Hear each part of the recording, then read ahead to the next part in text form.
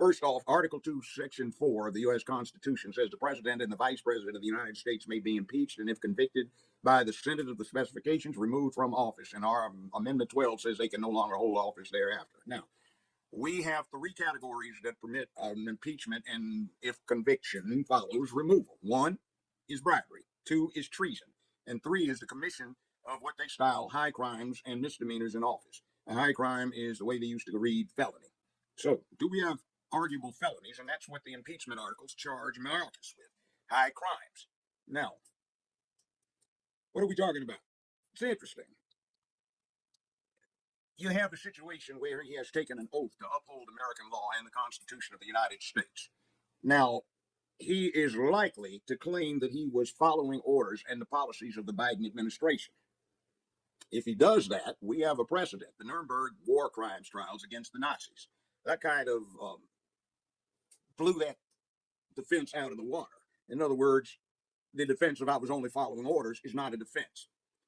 If he was following these orders and instructions from the Biden administration, that also implicates the current president in an Article 2, Section 4, high crimes and misdemeanors situation committed in office. This is certainly impeachable activity. What are we talking about? Carries this felony category in the federal criminal law. It's known as harboring a fugitive. That also embraces giving aid and comfort or aiding and abetting a fugitive. Now, under American law, border crashing, which is what's going on in the southern border, is a federal crime. The president has essentially ordered his personnel to stand down and not enforce border security. He does not have that option. This is not an item of executive authority. I suppose he could issue a blanket pardon, but that would be unprecedented because pardons specify a given individual, not a category of people. So, if border crossing is a federal crime, a person who does that with the intent to commit a felony or conspiring to commit a felony would certainly qualify as a fugitive lawbreaker. The very act of the illegal crossing makes him a lawbreaker and a fugitive if at large. Giving aid and comfort to a fugitive is defined as hiding, secreting, providing shelter to a fugitive, assisting a fugitive to evade capture, apprehension, and detection. Now, all of the above and more are qualified and defined as harboring a fugitive. Now, I've personally tried defendants who were charged with harboring a federal fugitive. To show you the extent of that, one of the more notorious cases I tried as a defense lawyer involved a woman who had been married to her husband for about 30 years. He happened to be visiting a relative, and he was witness to a bank robbery. The FBI needed him as a crucial witness to identify the culprits. There was a brand new clerk in the office, hadn't been there 2 weeks, and she, by mistake, put out a request for a warrant to be issued for him rather than a subpoena. Now, the FBI got the warrant without realizing what they were doing. The warrant was subsequently recalled, but in spite of that, the woman was put on trial for harboring a fugitive because she did not report her husband to the FBI. And during that short period of time when that erroneous warrant was outstanding, that's when all of this developed. So they were going to ask for a minimum of 10 years in a federal penitentiary against this woman.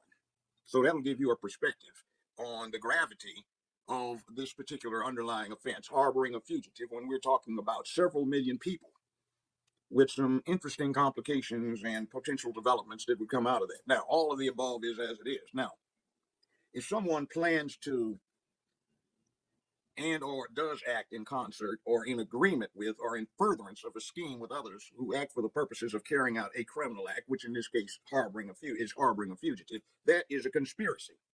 So anyone who is involved would be chargeable with the conspiracy to harbor a federal fugitive, including those who neglect their sworn duty to enforce or carry out the law and apprehend or block the enforcement of law relative to the border crashing incidents, of which we have several million examples. These would all be chargeable.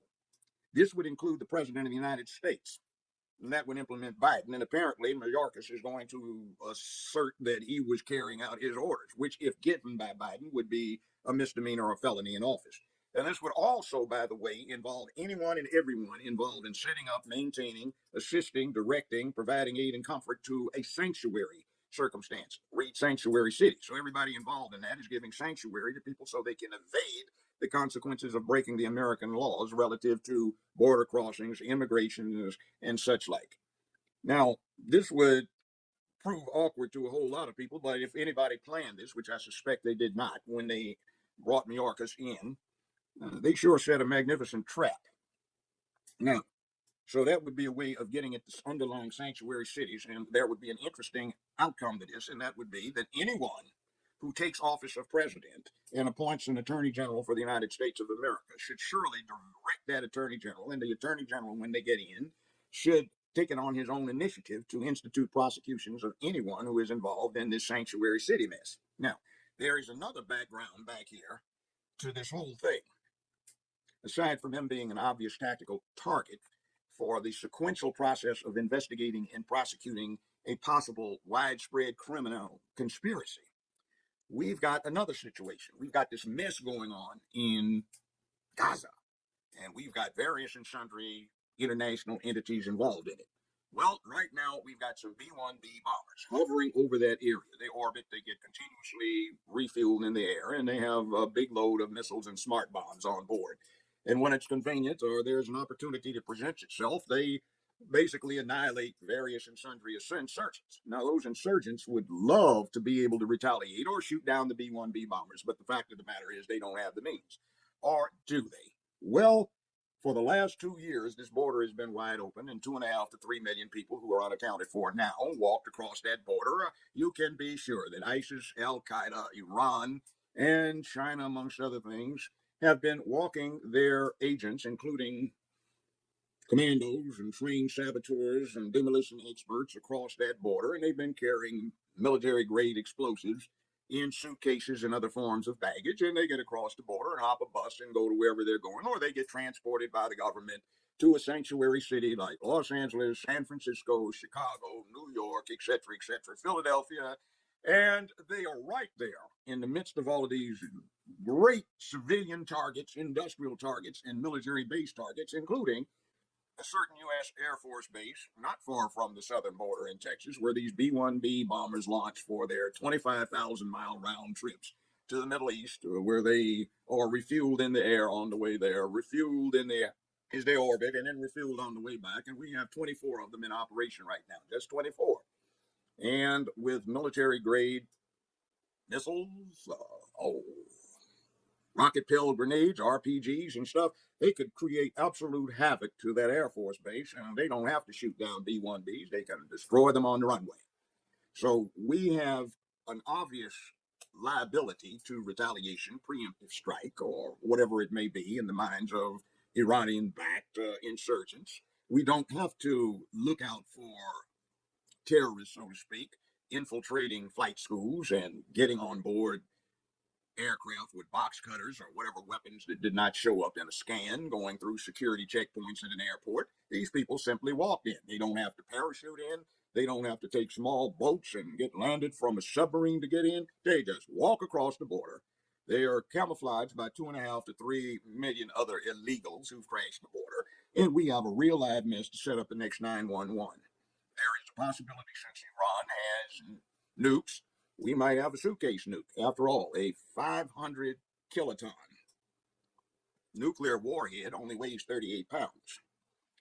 And the warhead the bomb they dropped on Hiroshima was only 16 kilotons.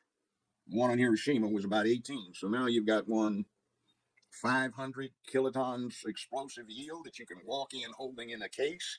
And all of these could have been planted already, ready to be detonated, and we don't even have to worry, or the people that might detonate them are on suicide missions, so they don't mind going, so they don't have to even find themselves a safe space remote from the blast site. They can do it themselves. We can have high explosives with highly radioactive waste material, which could create a disaster even if it doesn't cause a nuclear explosion. We've got biological weapons that can be introduced and dispersed if they haven't already been. We have a massive mess, and some damn fool idiot in charge of all this, the commander-in-chief and the chief executive, has issued orders to everyone to stand down so we don't do anything about securing our borders from what is now not just a threat from the ordinary things like disease, crime, mental illness, such like corruption, sexual offenders, predators, but now we have a risk of suffering retaliation from what is hot and hostile combat going on in the Middle East. So there we go. They should go after Alejandro Mayorkas.